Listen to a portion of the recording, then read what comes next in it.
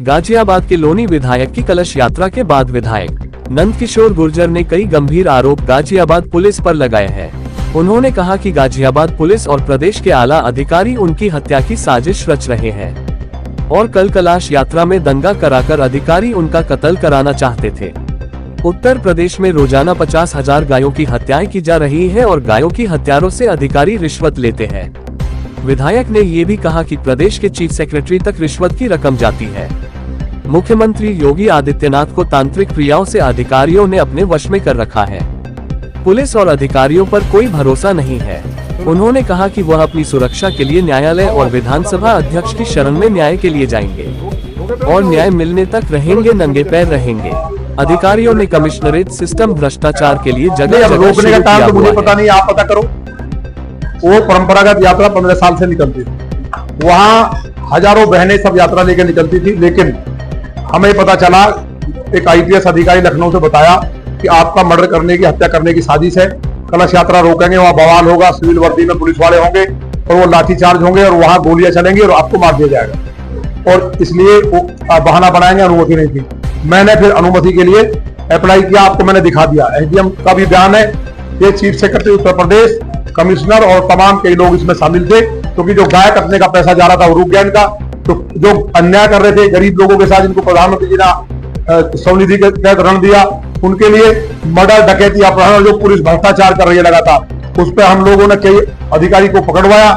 कई बड़े अधिकारियों की फाइल मेरे पास है जिन्होंने बहुत लूट की है। इसलिए सभी से परेशान होकर के कि मेरी हत्या कराना चाहते थे और माननीय मुख्यमंत्री जी पे इन लोगों ने 2 साल के लगभग हो गए तंत्र करा दिया, जिसके कारण सही बात को समझ नहीं पा रहे। उससे पहले माननीय मुख्यमंत्री जी बहुत शानदार सरकार चला रहे थे। माननीय कल्याण सिंह जी और माननीय राजनाथ सिंह जी की सरकार से सबक लेना चाहिए। अच्छा, आपके जो पकड़े गए कैसे?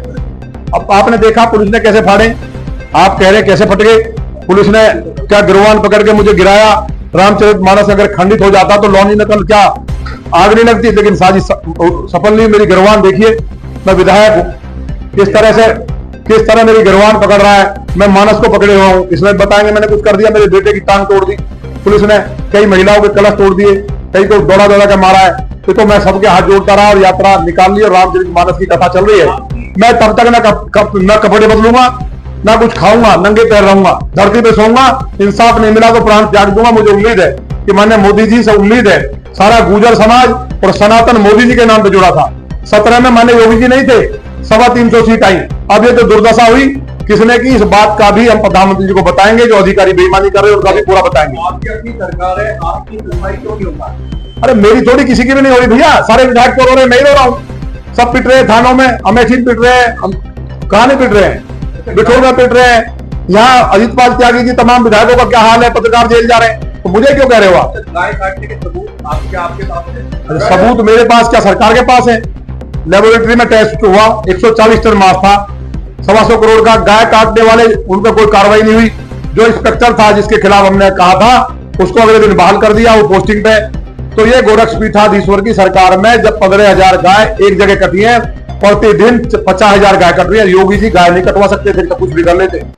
भ्रष्टाचार चरम पे, 2 साल से अधिकारियों ने उनके ऊपर तंत्र कर दिया। मां कामाख्या जी में मुझे किसी ने बताया, बहुत खास आदमी ने, उसको ठीक कराने के लिए हम बहुत लोग बड़े विद्वानों से सलाह ले रहे हैं। गाजियाबाद के पुलिस कमिश्नर से क्या खतरा है, क्या आपके खिलाफ कोई एक्शन हो सकता है? देखिए, मेरे खिलाफ तो जो एक्शन करें। हम शिवाजी महाराज के वंशज हैं।